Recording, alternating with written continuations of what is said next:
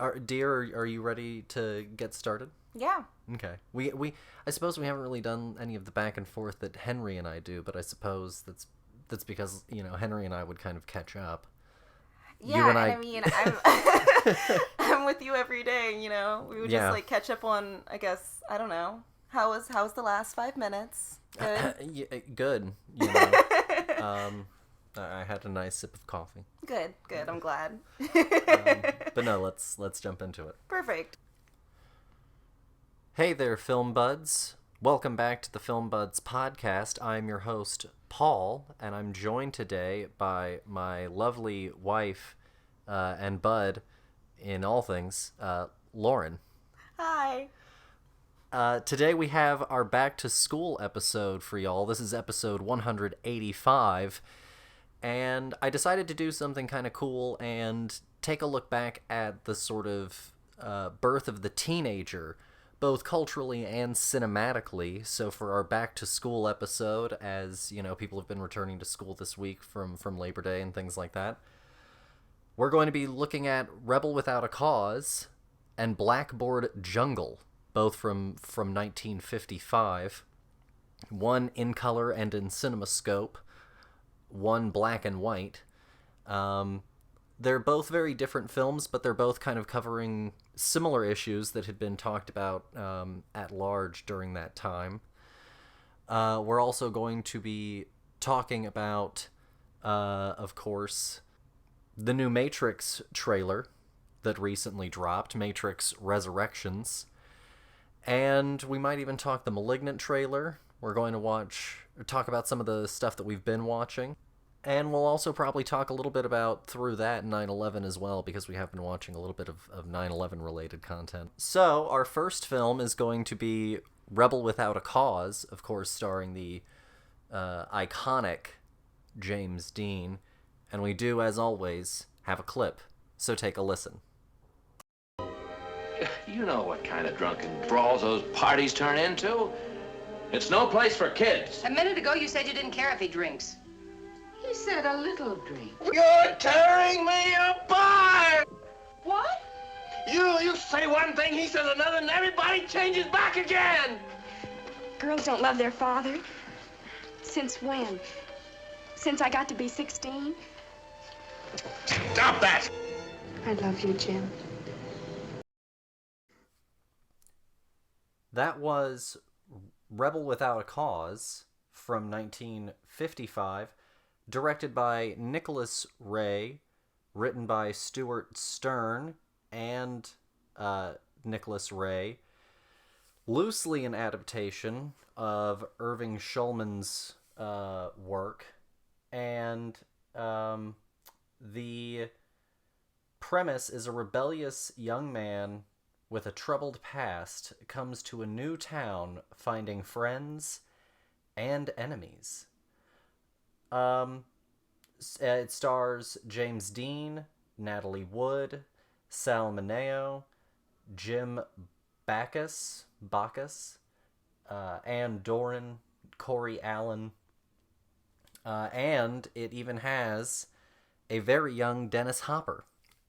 As I said in the intro, the idea behind this was kind of to talk about the origin of the teenager. Teenagers are in the news often. I taught teenagers for a year, and I think it's an interesting pocket of culture that has sort of sprung up in America, and you can trace its roots and see how it's so similar and how it's so different across time. So I wanted to sort of go back and examine those roots cinematically. And I love research. My wife knows this. Some of you listeners know this. And I started by going back to my old cinema history David Cook professor's textbook, History of Narrative Film, the 4th edition. Great book, by the way, if you don't have it. And, I knew that the teenager, even though adolescence and a teenager as a concept had been around before modern time, the concept of like a modern, hoodlum teenager sort of thing really came around as part of the post-war culture, of post-war referring, of course, to World War II. Mm-hmm. And I decided to look into the textbook, and I got absolute, complete sort of confirmation from this. He writes in the book about how the later part of the 40s and going into the 50s had this sort of snap effect where the high of the American war wore off, and instead there was sort of this emptiness and this upsetness and this sort of snap effect reaction that trickled down into all pockets of the culture. And also at this time you now had children, working less in the workforce. You had, families that had cars and things, and you had like the sort of, post-war boom of the economy turning around, but on a social level, there was a lot of upsetness, and there was also a certain amount of distrust and paranoia, because that's when you start to run square into McCarthyism. And it's through all of this is a very long way of saying that essentially what ended up happening is you had a lot of young people who had this very tumultuous social surrounding and a lot of time on their hands to think about it and their place in the world. And it ended up sort of, I think, leading to a lot of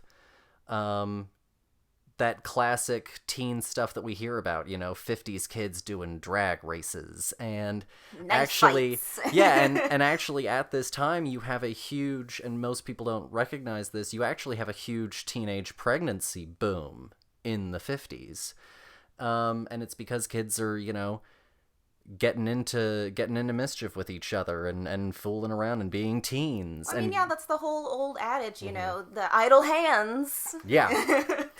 And so one of the teen icons was James Dean.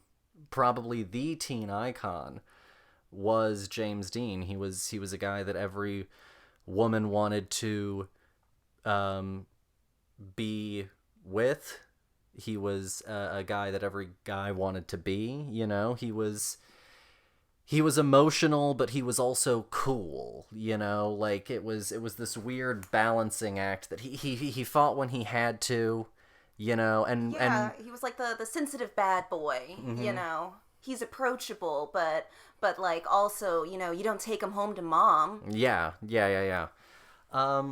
And I think that it's very interesting, and so I was also looking in the textbooks, and what you end up seeing is this rise of social consciousness films, as he refers to it, and semi-documentary films, where they go and try and focus on these very specific issues like alcoholism, mental illness, and he specifically cites juvenile delinquency, including Nicholas Ray's Knock on Any Door from 49. So from 49 all the way to 55, Nicholas Ray was kind of doing the same thing, and that brings us to Rebel Without a Cause. So would you like to start? Sure. I mean, I can take it away, I guess. I mean, honestly, I don't really know much about James Dean's career or anything like that, other than the fact that, like, he is an American icon of sorts. I don't know anything, else about the man, about the life he lived, or about the other works that he's done. He's just kind of like he's like the Mona Lisa. Like, it's a painting, at a certain extent. I liked the movie. I liked it a lot. I think that of the two, I think I might prefer the latter one that we'll talk about later. But, like, I think that this movie does a really interesting view of what it's like to be a teen in the 50s in this kind of, like, melodramatic world of LA. And, yeah, I think I'll leave it there. Okay. No, that's good. I agree with you. I think I also prefer Blackboard Jungle, but we'll get into that a little bit more, I think, later. I liked Rebel Without a Cause a lot. It's one that I had heard a lot of and seen clips of, but even honestly, like, going through film school, it wasn't one that I saw. I ended up seeing something completely different from this time, actually, that was another kind of, like, thematic, thing But that one was pointed at the pharmaceutical industry, and it was about this husband that, like, takes, like, this heart medication that makes him go, like, mad. But anywho, that's neither here nor there. So, but this one was one that, like, I had managed to just completely avoid for forever. So this was your first time seeing this as well? Yeah. Oh, okay. And I thought that it was good, you know. In many ways, I think it lived up to a lot of the hype. I think that this, to me, I think, was cinematically one of the closest things that we've come to with a adaptation of Catcher in the Rye. Mm-hmm. And I see a lot of those similar themes in Catcher in the Rye with this character, this sort of malaise with life. What's it all about? This kind of teenage nihilism. This so much AIDS. Yeah, exactly. And I think that this story manages to really capture it very well. What's interesting is watching Dean's performance. You know, I think there are times where he's really, really great, and it's probably the times where his emotions are at their largest, I think, most of the time. When scenes are heightened in any particular direction, whether it's extreme good or extreme bad, I think that's probably when he's at his best. Yeah. But I think that he did do a great job, and I understand why people were kind of attracted to him. He does have this weird charisma, even if I don't think that his performance is necessarily the best overall performance given in the film. I do think he has this charisma that draws you in. I think the movie, and this is just sort of speaking critically, varies for a moment. I do think the movie drags kind of a little bit. Yeah, I'd say that that's fair. It all takes place over the course of, like, 24 hours, essentially, and, like, what a long day. The world's longest 24 hours. I don't think that we see the main character, I don't think that we see him sleep, like, the entire time. I think that that's kind of why he feels a little, like, drunk half of the time. Yeah. It's just because, like, maybe he's just so tired. Yeah, that's a fair point. But I do think that this movie definitely hit a really interesting zeitgeist.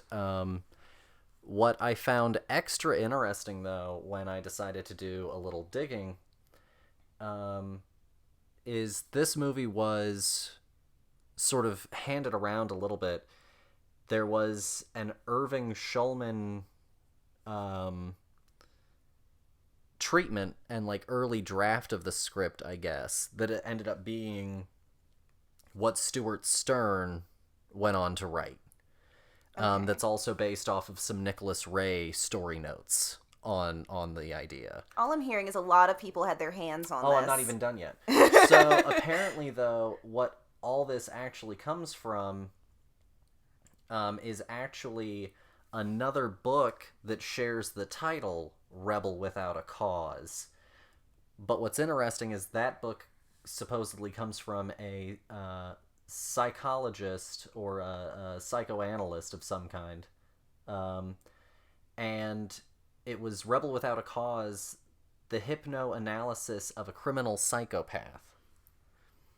And he, apparently, in that book, described the psychopath as someone incapable of exertions for the sake of others. Okay, wow. And apparently, like, literally almost none of his book is actually in Rebel Without a Cause. It's, like, just the title. But I think that at the core, you get some of the idea. Some of the whole thing is this guy who keeps on getting thrown into these situations where he has to do things, and is he doing them for him, or is he doing them for other people, and why is he doing them? But I think that it doesn't really get too much deeper than that. I mean, I think that some of the characters are a little what we would call not stable in any real yeah. I don't know. So I feel like that maybe probably translates a little bit more than I think they meant for it to. Yeah. I don't know how much I can say without completely, like, spoiling it. Well, look, the movie's been out since 1955. I don't think it matters. Yeah, I mean, the kid kills puppies. Yeah, okay, so that's what I wanted to... I'm glad you brought that up, actually. So, real quickly, let me just say this. The movie is definitely worth the watch, and, like, it's a good movie. It's honestly not a bad movie in any way. It drags a little bit, but for the most part, it's a really interesting slice-of-life movie with some good performances all around. And that's kind of my big, broad, technical brushstroke of the movie. It is a little clumsy with some of its, I think, technical aspects, but that's just because it was using two pretty new methods at the time, Technicolor and CinemaScope, both of which were kind of like cutting-edge technologies at the time that were pretty limited. Mm-hmm. So it definitely is visually not always, like, even as striking as other films of the time, but I think that it's an interesting cultural touchstones for performance, and that kind of thing, and that's just sort of my big, broad, analytical overview. Mm-hmm. Getting into what I think is really interesting in talking about the movie, you mentioned the killing of the puppies. There are a lot of things in here that when you look back at them from a modern lens, color certain things about this movie very differently. Yeah. So this movie was done in 1955, where the notion of, like, of a sociopath in the context that we sort of have pop culturized the notion of a sociopath, that didn't really take form until the 70s. Mm-hmm. And moving into the 80s. And one of the classic things that everyone talks about is the harming of animals. We've got a kid here who is 100% like the archetype of the person who becomes, like, a psychopathic serial killer. He's like the classic sociopath build. He has a history of harming animals at a young age. He's supposed to be... The actor himself was like 15, 16 when he did this. Yeah. So, it's this character named Plato. His nickname is Plato. And, which is also interesting. He monikers himself, but that's neither here nor there, because he doesn't have friends, so no one gave him that nickname, I imagine. No, he monikers himself. He harms animals. He's isolated. He's a pathological liar. And then you look at his home life. He is from a wealthy background, but his mother is cold and blames him for things that have gone wrong in their life, and has abandoned him, and his father is gone, and he lives with, like, the housemaid or whomever his caretaker is. He's raised by, like, essentially just the housekeeper at large, Yeah. She does everything. And so it's this weird, interesting, he's like the mold that people talk about of certain kinds of serial killers, these directionless, parentless people who had all of the signs that they were unwell early and ends up acting out. And he does in this movie. He ends up acting out. He ends up latching onto James Dean in a very unhealthy way. Yeah. And then he ends up, James Dean has pissed off this group of rebel people who were kind of just as, violent, but in different ways, more overt ways. Yeah, the gang, I guess we would call them. Street gang, teen gang. And so they come to attack, and it ends up leading to the kid, having a gun and shooting someone. And it's all just this very melodramatic sort of look. It did remind me on a certain level of... And I don't necessarily condone the show on any level, and I guess I can't necessarily say that on a certain level I condone this movie. Parts of it reminded me of certain elements of 13 Reasons Why. Because, like, in season 2, there's, I know this because of my brother's girlfriend. To clarify, for all those out there. I do not watch 13 Reasons Why. So, there's, like, a school shooter who comes to the school. Oof. And what ends up happening is, like, a group of the kids, it's during a dance, and what ends up happening is, like, a group of the kids decide that they're gonna go and try and, like, talk the shooter down. And it's the worst idea that you could ever have. And yes. But that's kind of the same exact thing that happens here. This kid ends up having a gun, shoots a kid, blames James Dean, maybe is gonna kill James Dean because maybe he loves him, maybe he wants him to be his dad. And he ends up running off, and James Dean is like, I know, it's my fault, so I've gotta be the bigger person here and go and get him and help him out of this jam. And so he sneaks into the back of the observatory. Yeah, even though the police are there, and there's, like, somebody trying to talk him down from the outside with a megaphone, but, like, James Dean's like, I got this, fam. Don't you fret. And so he ends up going in and talking this kid down. And so there's so much about this movie that in a modern context is so fascinating to recontextualize and put in a different perspective. And it's kind of hard at times to almost go and get into, even though we are all teenagers at times in our own ways, you know, and we all act out and act as teenagers. Everyone has acted like a shithead teenager. That's just a fact. But, you know, it's all the varying ways, and so it was interesting to go back and try and put yourself into the feet of these people and their emotional headspace and try and empathize and connect and understand with where they were coming from. Even though it was out of time, honestly, because a lot of the things that they would use as a means of, like, affection or to explain the transition from being a child to this weird bubble that is teenagedom, that's not adult, but is also not, you know, you're not a baby anymore. It's interesting to try and pull yourself, I guess, into that headspace more and, like, bring it into more, you have to, I guess, bring it into a more modern sense, because otherwise a lot of the stuff in there, I was like, oh, that's a choice, you know, just looking at it at the bare bones of what this movie was presenting itself to me without any of my prior knowledge of the 50s. Does that make sense? Yeah, absolutely. For sure. And I think that you talk about that strange, it's trying to capture that place of, to borrow like a joke, I don't know where it came from. I can't remember where I heard it. There's this kid that's standing around shaking and crying, and they're like, you know, what's the matter? And the kid's like, well, or the kid's not crying. The kid's just standing there shaking, and the kid looks like they want to cry. And someone comes up and is like, what's the matter? And the kid's like, well, my dad says that I'm too old to cry, and my mom says I'm too young to swear. Oh. Yeah, that's kind of where this movie sits a little bit.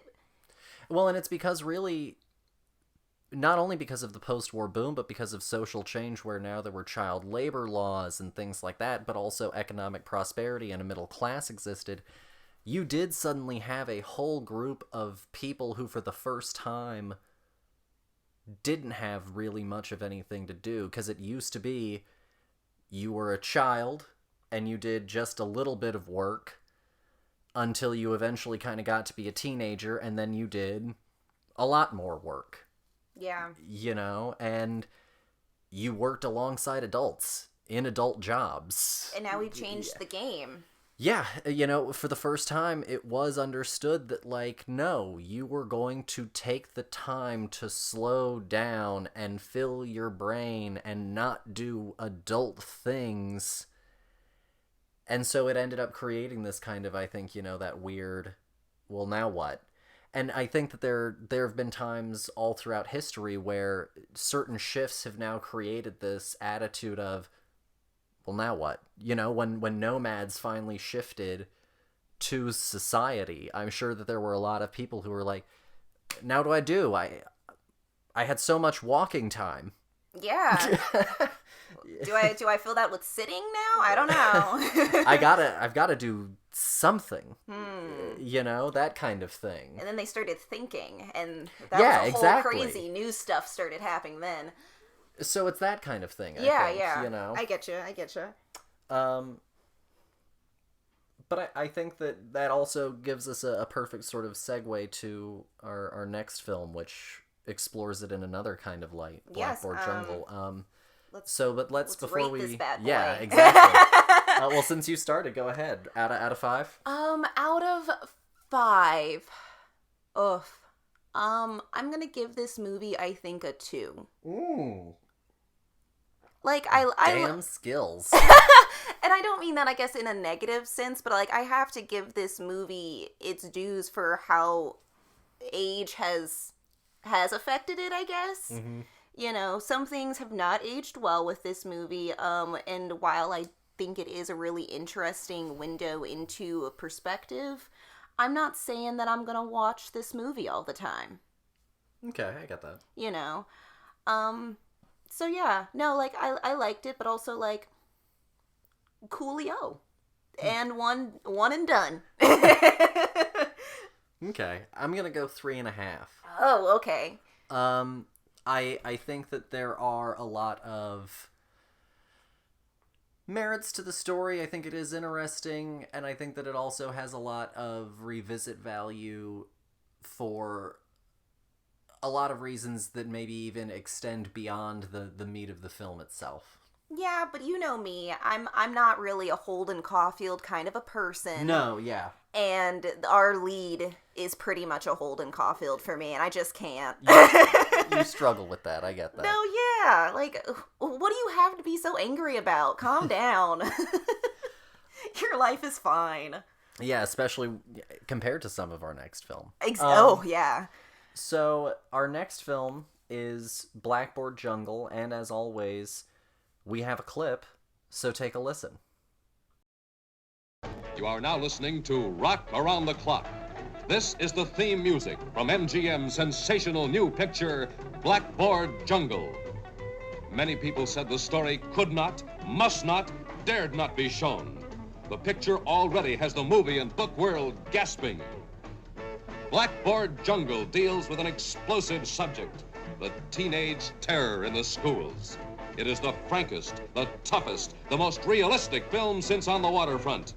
It is fiction, but fiction torn from big city modern savagery. It packs a brass-knuckle punch in its startling revelation of those teenage savages who turned big city schools into a clawing jungle.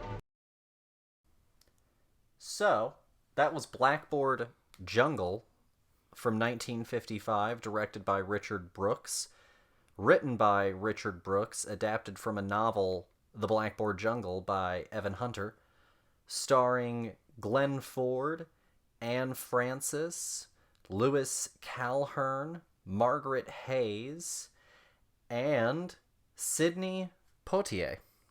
A very young Sidney Poitier before he went on and won lots of Oscars and that sort of thing. Broke history as the first black man to win an Oscar for acting. Yeah, he did. The premise of the film is a new English teacher at a violent, unruly inner-city school is determined to do his job, despite resistance from both students and faculty. How'd I do on the voice? I think you did a marvelous, darling. Absolutely marvelous. Thank you. So this movie is from the same year, and it's from the same wave. Even though this movement started again in the late 40s of the social consciousness sort of films, even though it started back then, it definitely carried into now, and it's very present in this movie because it starts with a message from the filmmakers saying that they want you to take the issue of delinquency seriously, and that though this is fiction, you know, this is meant to promote change and thought about this problem in America. Well, honestly, you can feel it throughout the whole thing. They Yeah. are really serious about, like, you know, making sure that this, unlike the other movie, isn't like there's no jokes here. No. We're not joking with this subject by any stretch of the word. You know, like the clip says, it's ultra realistic feeling. More so than the other one, I'd say. No, absolutely. So, do you want me to start this one? Sure. All right. Ultimately, I really liked this one. I think you're right. This one tackles into that sort of, again, that pseudo-documentary feel that we were talking about. And whereas Rebel Without a Cause was filmed in LA, in CinemaScope, in color, which was still a pretty, revolutionary process for the time, and ultra-wide was definitely a big deal for the time. This thing is done either on location or on very small sets in New York, and it's black and white, and it's very much grittier, and it isn't told from the perspective of the teenager to try and empathize into their perspective. This one is told from the perspective of the authority figures who want to empathize but just can't in any way. Yeah. And as I watched it, I really liked it a lot, and it also kind of broke my heart on a certain level because there were so many ways where I still saw essentially the exact same problems in 1955 school as was present in my school when I was a teacher. People who just don't get the kids, who also assume the worst of the kids and assume that the kids can't do better. And even though some of this movie was definitely probably hyper exaggerated and a little bit overly glamorized, it felt pretty, comparatively, I think, for me, comparatively to Rebel Without a Cause, this did feel like it was trying to ground it in something a little bit more real. And also with that, I think a little bit more successfully painful at times, but also successfully rewarding at times. I think the emotional payoffs of this movie are way better. No, I can completely agree with that. I really enjoyed this movie. It was tough getting those same struggles that we go through, like a cycle almost. I remember hearing you talk about school and, just wanting to teach and not understanding, how to get through to every student in every class. And I see the same things in this movie. It felt very grounded in the reality that, this is where these kids live. This is how these kids have been brought up, and breaking molds on every platform of the subject. I really enjoyed it. As I just give it a glowing review. No, yeah, and I completely agree. It for me did at times feel kind of as long or even maybe a little longer than Rebel Without a Cause, but I think that's also just because it was so much more dense. It was over, as opposed to, stretching 24 hours into this 1 hour, 50-minute experience of a bunch of teenagers being upset. And doing teen things. Like knife fights and car chases, car races, This is across an entire school year, and it's this struggle, this ongoing struggle. And on a certain level, maybe that's to the film's credit. It feels sometimes just as much of a trudgery as school can, at times it is just as damn it, if we can't just, get this thing a-going a little bit smoother, then everything would just be better, Yeah. But I thought the performances were great. Sidney Poitier did absolutely steal, almost every scene he was in.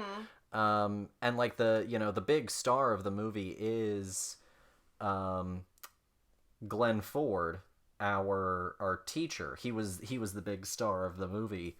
But Sidney Poitier absolutely blew the thing open. He steals every scene that he's in, and I thought that the teacher does the great job, the lead. I thought Glenn Ford did do a great job. Yeah, I mean, this movie is very, I guess, how would you call it, what are they called? The blue, the Republican, no, damn it.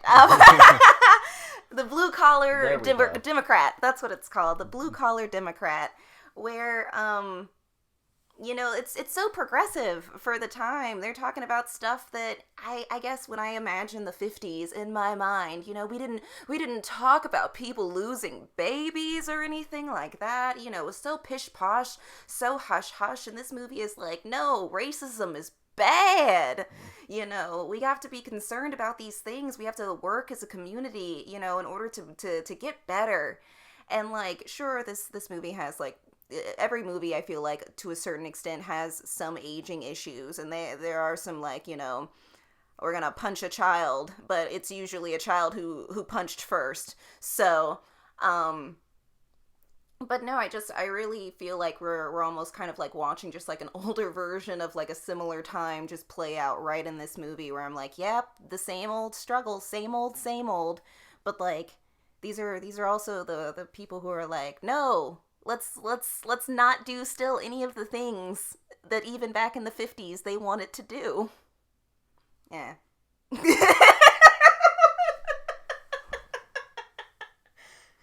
I'm sorry. No, you're totally fine. You're totally fine.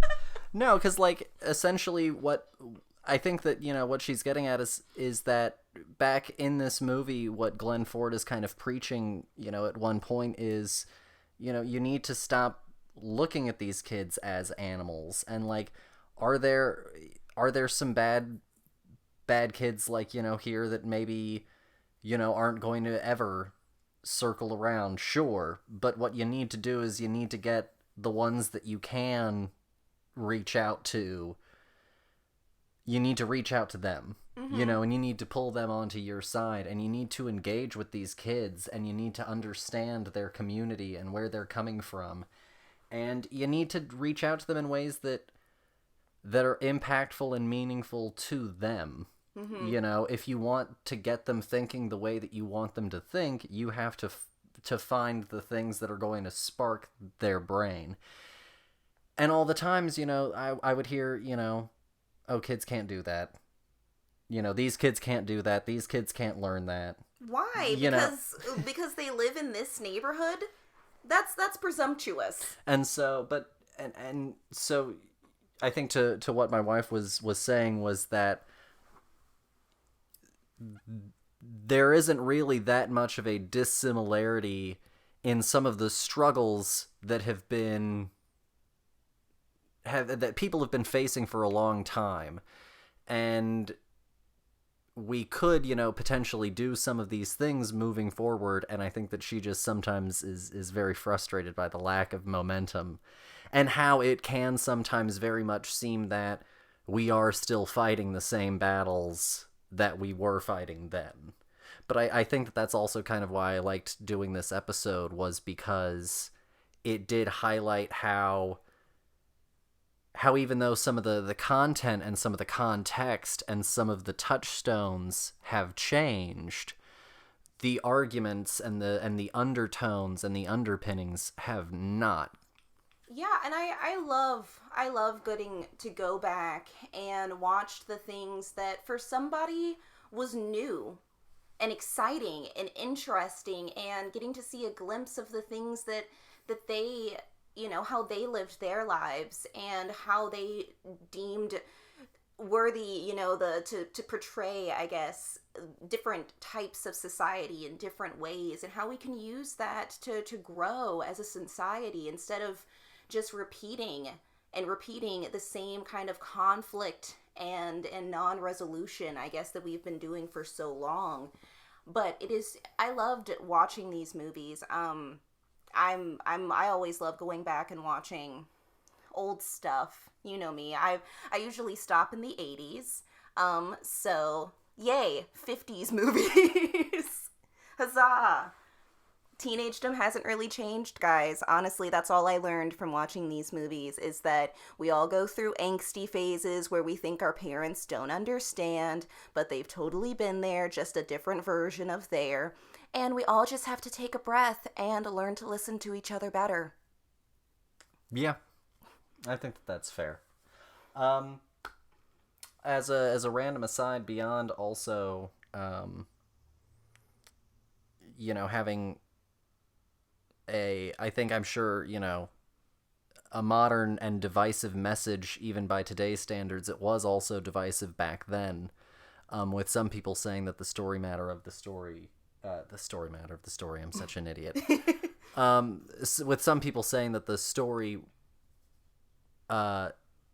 was almost too melodramatic, too fantastical, too out there to possibly make any of its claims believable or worth listening to. Ha! I think that that's hysterical. If only I could bring these people to the modern age. To the point where kids are coming to school with clear backpacks. Yeah, because and walking through like metal detectors and stuff. Yeah, no, they wouldn't know what to do with themselves. Mm-hmm. But also, this is the system that made our present possible. Yeah, absolutely. No, I think you make great points, and I think that this was a great. I think it was a great little movie and a great little window. And even if some of the film's elements are a little bit overly sensationalized, I think that ultimately it does have a good core and a good grounded... I think it also has a good grounded cast and good grounded portrayals that really help keep the film from just being some melodramatic crap kind of teen message movie, because it could be a Reefer Madness kind of thing where it's like so ludicrous in its messaging, but I think that it manages to walk it well. Yeah, I think that this movie is very like personable. Like, I can relate to these people in a way that I couldn't relate to what what was his name? Jim was going through in the last movie. Jim Stark. Yeah, because I kept making Iron Man jokes. That's right. And as a little fun fact, this movie in 2016 was marked for preservation by the Library of Congress. Blackboard Jungle was. Oh, nice. For the National Film Registry. So there's a little fun fact for you. Yeah, I think this was a little gem of history, honestly. So what would you give Blackboard Jungle out of 5? See, and I was gonna give this one like a 4. Okay. Are you still standing by that? Yeah. Okay. I still. Well, I was like, you gave the other one a really high score, and I was like, oh crap, I didn't want to be reversed on this one too. No, I'm gonna give this one a 4. Oh, perfect! Yay, 2 4s coming at you live. No, I liked this quite a bit. Yay! Yeah, me too. Yeah, that's kind of our overarching thing on teenagers. I guess if I did have to say anything, it's that teenagers are, at the end of the day, people. They are early forming people, and they need to be treated as such. And the way that you're going to do that is with respect, and also with grounding it, and shooting them straight, and being honest with them. In my every class, every teacher has one class that is like their more difficult class. Even in a class or in a school full of nothing but great kids, there will always be one class that is comparatively your more difficult class. And I think that in my class that I could sometimes have a little bit more of a struggle with, especially as a first year teacher. One of the things that really helped change some of the dynamics of that was when I started to help some students and they started to see some of their grades positively turn around, because it was essentially a sort of remedial class for kids who had failed one of the state assessments.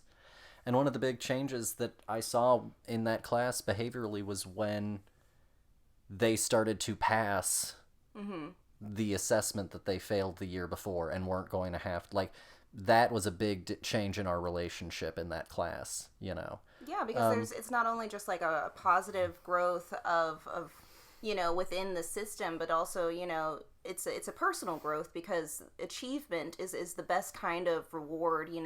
Grades are great, giving somebody your praise is great, but having that for yourself, I think, is the biggest motivator.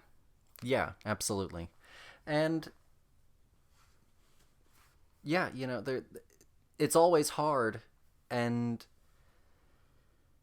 you do have to be patient, and I wasn't always, the most patient as a teacher. And teaching is a hard job. Yeah. But teachers and students are both, at the end of the day, people, and I think both of them, the message, I think, at the end of Blackboard Jungle is respect in both directions goes a long way. Mm-hmm. And I think that probably is still very resonant today. Yeah, I'd say that's fair. Mm-hmm. Moving on, cool. In some slightly other directions, if we may. Mm-hmm, of course. We recently had the trailer released for Matrix Resurrections, the upcoming Wachowski fourth Matrix installment. Mm-hmm. It's the same trailer, I believe, that was debuted at CinemaCon last week. It matches the trailer description that we got. Mm-hmm. What were your thoughts on it? Oh gosh, sorry. I feel like my thoughts are not going to be like anything related to the actual thing. Keanu, what is going on with your hair right now? This is like the fourth trailer for a movie that I've seen this year where you have the same just like I didn't give a fuck today hairstyle. I think this is just how he's living. Okay, I mean I guess that's fine, but like, I don't know, what happened to costuming? I other than that, it looks just like another Matrix movie. It looks like a movie where they were like, hey, people liked the Matrix, let's bring it back, but like throw a little bit of Ready Player One in it. I don't know. I'm on the fence. No, that's fair. So the trailer pretty much shows pretty classic Matrix stuff. I wouldn't say that it gets too much into the plot. It looks like Keanu, Tom Anderson, is having to escape from the Matrix again. And that seems to be what it is. And except this time without Lawrence Fishburne. Yeah, but a different black guy in sunglasses who's given me a lot of Lawrence Fishburne vibes. So It's almost like, it's almost like they're trying to just do that. It's almost like Lawrence didn't feel up to getting into fighting shape. And so they were like, we're just gonna move on without him. Honestly, with all of this digital nonsense that we keep doing to people's faces and their bodies... Maybe he didn't want to come back. Maybe he was smart. I mean, maybe, but like also, there's really no excuse. They can do anything with digital editing nowadays.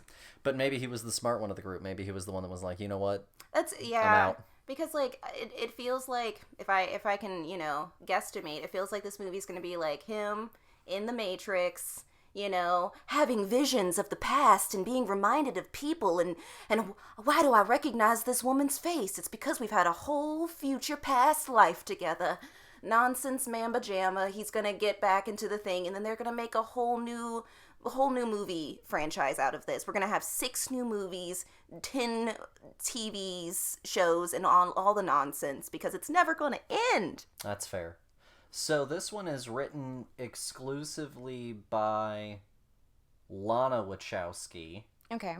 Lily is not, I guess, involved in the writing and directing of this one. So this is also the first Matrix film that is a solo outing for the Wachowskis.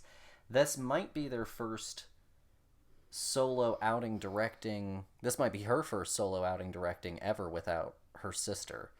Because they did like all 3 of the original Matrix together. They did Speed Racer. I think they did Speed Racer together.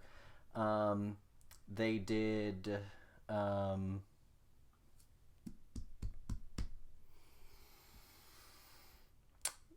Cloud Atlas. They did Jupiter Ascending. Wait, you said the Speed Racer? You mean like that remake movie of that old... Anime, yeah. Oh. And yeah, Jupiter Ascending, Cloud Atlas. And this feels like Jupiter Ascending, Cloud Atlas, Wachowskis doing the Matrix. This doesn't feel like the Wachowskis going back to the filmmakers that made those first 3 movies. This feels like the people who have now made Cloud Atlas and Jupiter Ascending, which are these big, I'm going to call them CGI operas kind of a thing. now doing that with The Matrix. So And also, I was right with saying it is the Ready Player One. Yeah, I'd say a little bit. Oh. Well, and also there was a lot of color coding to the point that I maybe you didn't notice it, but I saw Neil Patrick Harris, and obviously he's taking blue pills, which are the ones that are supposed to keep him in the Matrix. Yeah. But then, like, Neil Patrick Harris had, like, the blue and he had, like, pill-like glasses Yeah, and he had, like, a blue sweater or something on. And then there's the chick who shows up with blue hair, and I'm like, okay, so she must also be an agent of the Matrix, But maybe that's also just double blind, but that's also part of the problem, I guess, when, like, you're just doing, like, a whole bunch of stuff visually already. There were times where I was like, is it that she can be trusted? And, like, obviously we'll figure out when we see the movie, but it just, This is an entire franchise where I have to go, all right, let's just start over again. So Matrix 1 rewatch, because, like, all of the details are just so all over the place now, and this thing didn't really help. It just showed me all of the things that I already knew about the Matrix that I was supposed to look out for. And, yeah, so, I don't know. At least it has Jonathan Groff. Oh, well, I always like Jonathan Groff. Mm-hmm. At least it has Jonathan Groff, so... Everybody gets one. Yeah. Yeah. We also watched, and we don't have to talk too much about it, we watched a trailer for Malignant as well, the new James Wan horror movie. Oh, yeah, It looks alright. Yeah, it looks fine. I have no idea what this movie's about. It looks like... My general thought is that she literally willed her own haunting. That she, like, made an imaginary friend, and maybe even that, like, she eventually cut off the imaginary friend, and maybe it started to haunt her as a child, and then she, like, got rid of it, but now it's back. Well, yeah, because it's the whole, like, the Hill House thing where you gotta go back to your trauma place, and because your psychologist said so. Like, that's what it looked like, where she was like, I gotta go back to my family home and do the trauma stuff. Well, and what's interesting is, no offense to James Wan, but he was like, I'm trying to do something new, and when I was watching this, I was like, no, this feels pretty James Wan-ish. It's a person who is haunted by something that isn't a typical haunting, but it is still at its core a haunting that's related to some suppressed part of their childhood that is now bursting into their present life again, causing them new issues once more. Yeah, I mean, maybe it's got something more in store. I hope so, and, like, don't get me wrong, like, I hope that my tone doesn't say, I could be pleasantly surprised by this movie. By all means, just currently, with the trailer, it looks like just, another horror movie. It looks like another thing that might make me jump a few times, and, like, I'll walk away going, I don't remember any of the leads' names. Former guest Clark Collis saw it, and he said that he seemed to like it. Okay. So, who knows? Perhaps we'll enjoy it. I think it's coming out this Friday, actually. Oh, okay. Cool. So we could maybe give that a watch. Yeah. Give everything a chance. By the way, I meant to mention this. Rebel Without a Cause is on HBO Max, if you want to watch it. And Blackboard Jungle is available to rent for, like, $2.99. No, it was, or was that on sale because of our thing? It was on sale at the time. Its regular renting price is $2.99, so I don't want to tell people that we rented it for 99 cents and then have them go and be like, it's $2.99. It is normally $2.99 to rent. Just do it literally right now. Stop what you're doing, turn off this podcast. Unless, of course, it's already gone. Well, then, drop that $3. You've done that in-app purchase today of more, so... But yeah, so that's kind of news on trailers. Not too terribly much sort of, I think, big media news that's worth discussing beyond that. Oh, that's so nice. Sometimes you just don't really want to have, like, a lot of news. Yeah. I mean, that could just be me. Beyond that, I would also like to give a little shout out. We're recording on September 9th, but the episode's coming out tomorrow, September 10th. And so that means that it's my sister's birthday. Woo! So happy birthday to my sister. She's pretty awesome. Maybe I'll try and have her on the show sometime. I'm trying to get a friend of hers on who works in production, but we'll have to see where that goes. But happy birthday. Yes, happy birthday! Last thing, let's talk about what we've been watching. Honestly, we've kind of been doing a random assortment of stuff. Yeah, I mean, let's see, of new stuff other than, like, Film Buds things, we watched Barb and Star go to Vista Del Mar. Yeah. We watched Barb and Star go to Vista Del Mar, which was absolutely hilarious. Yeah, we had a great time. Yeah. We kind of just went into it thinking, you know, it'll be a Kristen Wiig comedy, and we'll have some fun because it's a straightforward comedy, and people it seems to be getting positive feedback, and we ended up having an absolute ball. Yeah, honestly, blown away. I think Yeah. that this is probably my new favorite Kristen Wiig performance, of in a while. Yeah, and it's right in that same vein as some of the weird, out there, goofy, dumb kind of Will Ferrell, stupid but smart movie choices of, like, you know, Anchorman, Step Brothers, stuff like that. I think that it's in that same energy.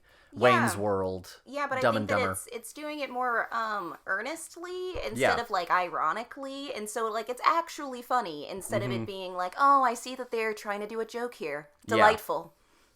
No, for sure. And they're not trying to do their versions of those characters or those character archetypes. It's just two, It's like in their own yeah, special it's way, goofy, sometimes dumb characters. Yeah, it's like a buddy comedy, except, you know, this time it's these two female friends who are coworkers and who just, like, you know, have bonded, and they're absolutely hilarious.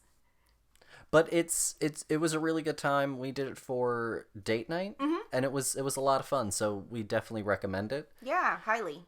Also watched more Legend nature. of Korra. Oh yeah, we watched more Legend of Korra. We've been watching a few nature docs. We recently watched an episode of The Hunt on Discovery, which is all about predator-prey dynamics and predators and the difficulty of hunting, and how many failed attempts there are at hunting and why, and that sort of thing. And it was really good. It's a David Attenborough documentary, so you know it's gonna be good. It's got his nice, soothing British voice just to, like, you know, lull ya. So we've been very much enjoying that. The other thing we did, it was a rewatch for me. It was her first time seeing it. We only did one episode. Wormwood, the Errol Morris Yes, documentary. yes. What did you think of that? Oh, I really enjoyed it. I didn't really know what you just kind of put it on, so I started watching it without any context, which was fine because I caught up eventually. It kind of starts almost in the middle of a story. I really enjoyed it. It was weird knowing that this thing happened in real life and that nobody knew about it for like 25 years or whatever. Yeah. Because of government stuff. Yeah. The MK Ultra experiments and some of the release of information that happened in the 70s is also when you get some of the reveal of some of the COINTELPRO operations and things like that happened as well. Yeah. You get a lot of document reveals and leaks in the 70s, and it is partially because of the distrust and because of the, you know, this attitude of, well, if they're doing this, what else are they doing? And so it's a great documentary. Errol Morris is an incredible documentarian. He's been around for a long time. He's the one who first started using... He's the one who really pioneered recreation, dramatic recreation in documentaries. Yeah, it really felt almost kind of like a 24 hours or the 48 hours show that used to come on, except, you know, with better casting. Yeah. And in his first thing that he used recreation for, it was Thin Blue Line, which was about a crime and people who were incarcerated for it, and the conflicting narratives that you had around some of the events of the night of the crime. And he used recreation to sometimes show how thin the line was between, you know, truth and perception. And so, you know, a character would, or not a character, but a person in the documentary would be like, oh, you know, the person drove away in a black whatever. And they would show it And then later on, someone would be like, and the person drove away in a blue this. And then from the exact same angle that the last one was shown, in the same lighting conditions, they would show a blue make of the car. Mm-hmm.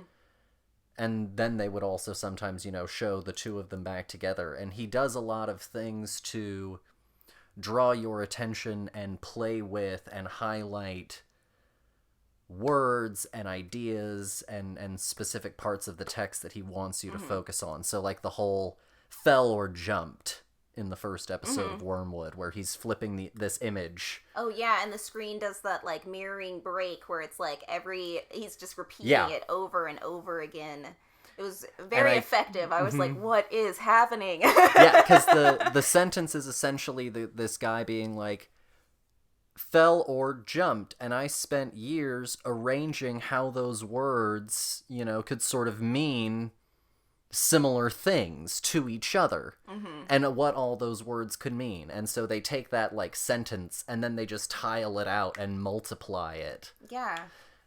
No, I also, with times changing, how long it took them to get this information out, because the fell or jumped thing wouldn't have even been a problem nowadays with technology and with how far we've advanced as a society. We could definitely figure out how you got from point A to point B in which direction now. Whereas like they were like, this is official. Yeah. It is an or. Yeah. But no, absolutely incredible. And it also shows how little tiny events matriculate and find their way back up the ladder to big names and big people, because ultimately very casually name dropped in this episode are how two people who were aware of this were Dick Cheney and Donald Rumsfeld. By the time we hit the 70s, who arranged for the shady deal that took away their ability to sue. Yeah, for and them, so like, that meeting kind the of, president and stuff like that. And so that even folds into the modern day narrative of what we know of some of the shady things that Rumsfeld and Cheney did. Yeah. So it's fascinating to see where all of these pocket events also in history fit into a larger landscape of other abuses and things that were happening at the time and honestly, echoes in history. I love like uncovering these little truths, because at the end of the day, these were things that we were never going to be taught in school, because if the people who have done wrong in history wanted us to know all of their dirty laundry, then it would be in the books. Yeah, that's a fact. And so like let's rip it all away. Let's discover what it truly means to be a part of this nation, to be an American in this sense, because our history is not something to run away from. It defines us, and that way we can move past it. Yeah. No, I think that's really good. I think that's fair. Yeah. The other thing that we've been watching is Looming Tower, which is, of course, it's based on a book called Looming Tower, which is about the book is about the events leading up to 9/11, tracking specific people from Afghanistan and other various parts of the world, as well as tracking the trajectory of certain people in the American intelligence apparatus, and how all of these events and timelines and strings lead to 9/11. And the show focuses pretty much exclusively, it does investigate all of the things that lead to it, I'm sure. But primarily it focuses on the U.S. intelligence apparatus. And we've watched 2 or 3 episodes of that. Yes. What are your thoughts on that? I really enjoy it. I feel like I say that about a lot of things. Start out everything with I really enjoy it. 9/11 is a tough subject, and I don't know if I'll ever personally be able to not say that. But I think that this show does a really good job of giving the facts as plainly and, with some dramatization, of course, for show appeal. To kind of separate, I guess, for me, a little bit of it, and so that I can get all the information in and understand what happened without just, like, it being a whole series of, like, watching the towers go down. and I don't think that I would be able to handle that, and I'm really glad that they didn't do that. Yeah. Absolutely. I think whenever you're doing movies about tragedy, about trauma, about a big event like that, there are always debates around waiting period of when it's safe to discuss it, and certain things I don't think matter as much. Deepwater Horizon, I think it was totally fine when the movie for Deepwater Horizon, for me as a viewer, came out compared to when the Deepwater Horizon event happened. Mm-hmm. The Boston Marathon bombing was maybe a little bit more on the too soon side, and I could certainly understand people having that opinion. 9/11 is one that people tried to touch, I feel like, pretty quickly after. And well, people, that movie came out. That was like the day of kind of event where the World Trade Center movie with Nick Cage. Yeah, where he's like trying to dig people out. Yeah, and that came pretty close after, I think. Yeah, within that like 10-year bubble. Yeah, somewhere in there. And so there were a few that came out. There was, I think, one of the earliest two that I can remember, even earlier than that one, that stirred up a lot of controversy. The first one was Remember Me, I think it was called, which was the Robert Pattinson romance movie with the surprise ending where, like, his, if I'm not mistaken, it was this movie where, like, the surprise ending is that his dad works in the World Trade Center, and he, like, goes to talk to his dad, like, about his relationship and stuff like that. Oh, and, like, what? It turns out that it's, like, 9/11. Oh, and no. I'm pretty sure that this was, like, a no. whole thing that happened. I could be wrong.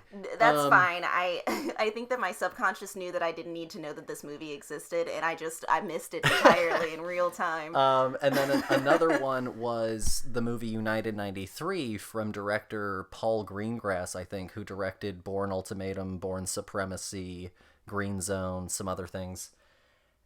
And it was all about the plane that ends up not going into the Trade Center or the Pentagon, but the one that ended up falling into the field in Pennsylvania.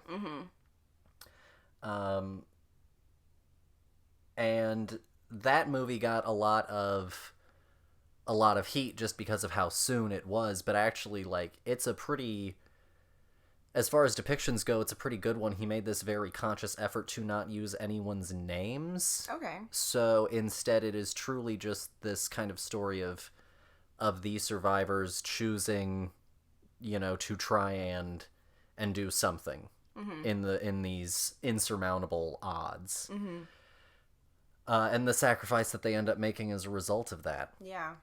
And so it's certainly a tough film, but I think that it's probably done more respectfully than a lot of other movies. Than this Robert Pattinson romance movie? I think that's what it is. Or, like, you know, for another example of one that's pretty distasteful of something that was tragic, the Hilary Duff horror movie of, like, the murder of Sharon Tate. Yes. Yeah, so, you know, there are definitely more and less tasteful ways of doing that, and that's another point that I have about anything that is trying to, because it's kind of like the Holocaust. Like, you are probably going to have people who do movies about the Holocaust. How tasteful those movies are up to the filmmakers themselves. Mm-hmm. And we're now hitting a point where, you know, 9/11 was 20 years ago this year. And for several of my students, when 9/11 happened, none of them were born. None of them were born. None of them really seemed interested. It didn't seem to register with them. It wasn't until actually my more difficult class that someone finally was like, "You remember 9/11?" And it's like, yeah, sure do. It was a school day, you know. But I think that we're now hitting that point of finally being sort of comfortable enough to talk about it. You know, I know that it's a weird place for me. I remember it very vividly. I was living near the field in Pennsylvania. I was in West Virginia at the time, but I was about 40 minutes from that field in Pennsylvania. Mm-hmm. DC was just right nearby, you know, a day's drive or so, less than. So, like, I remember it being a very big time. I remember it being a very big deal, and I remember all of the years, obviously, after, and all of the consequences of those actions, some of which we've only just now started to kind of try and disengage from. And, but But I think that people are finally getting to that point of feeling comfortable enough to talk about it. You know, Yeah. I think that it was a really hard thing for a lot of people, and I'm sure that for some more directly affected, it still is not for them probably something that they're totally comfortable talking about. But I think that collectively, nationally, we're probably more ready for films about it and, you know, discussions on the topic. Well, I mean, we also have more information now than we did, and I think that that's something to be said about a lot of movies that come right after huge events in history that are, I think, too quickly done, is that we don't have all of the information, we don't have all of the facts yet, and I think it's hilarious when you get to see that movie out of context and go, well, now this whole section isn't quite true anymore. You know, with new information that came if you had just waited a few more years. So let's not have any more COVID movies come out anytime soon. I'm just saying. Thanks. I'm not interested. No, that's fair. It is too soon for COVID movies. What I was gonna also say was that we were considering doing a full 9/11 episode, and we ended up having some stuff get in the way of that, and so I apologize for that not happening. But we ended up doing this back to school episode, and which had been on our calendar, but we just moved it forward. I think one thing that I did notice, interestingly, is even in the 9/11 content that we did consume, was how there are so many issues across different socio-political topics and backdrops and battlegrounds where we have repeated mistakes and echoes of the same conversations and the same things and ideas happening. And it really does make it a little bit of a hard pill to swallow when you go and watch a movie from the 50s that is echoing so many ideas that people are saying today about schools. And it's a little bit hard when you go and learn about decisions that were made in countries like Afghanistan and other countries abroad where, you know, the United States meddled in certain directions or ended up causing circumstances that ended up having unintended consequences that you have to ask yourself, you know, was it worth the benefit of the involvement? And that's as far into that discussion as I'll go, but it's a hard pill to handle, to go back and see how little we have learned. Are there ways that we have learned and grown? Yes. Are there ways that our fundamental basics are still flawed? Yes. And I think that that's evident in both of these content fields. No, yeah, completely, honestly. It really just, you know, we have to stop forgetting. Yeah. We like to do this thing where, like, every 50 years we have, like, a nice, like, I don't know, societal cleanse of history, and we go, all right, I don't need the 1800s anymore. We'll just get rid of it, and we'll skip ahead in all textbooks in school, and we'll start school learning here, you know? So, yeah, no, it just starts with us constantly being, like, aware of these things and learning actually from the things that happen in our past instead of having to perpetuate these narratives and these problems in order to be like, aha, next time's the time. Let's not have a next time. Let's have it be this time. Let's break the cycle. Yeah. No, I completely agree. Yeah, that's honestly sort of all that we have. You know, I really enjoyed this. I hope that everyone is enjoying their school year. I hope that everyone is staying safe this school year. Dear, thank you as always for coming on. Of course. Did you have a good time? Yes, I did. I'm sorry that we were so long-winded this time. No, they're fine. No, but thank you, dear, for coming on. Thank you for listening. As always, please go like, subscribe.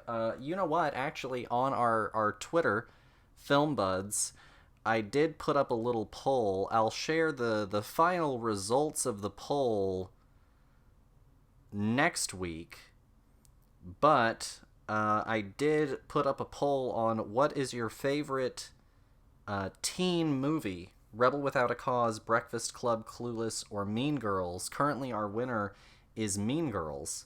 So, if you want Clueless to win, like I'm sure many of you do, go and vote. Follow us at Film Buds on Twitter, the Film Buds Podcast on Instagram. You can send us listener questions at thefilmbudspodcast@gmail.com. And, as always, thanks for listening.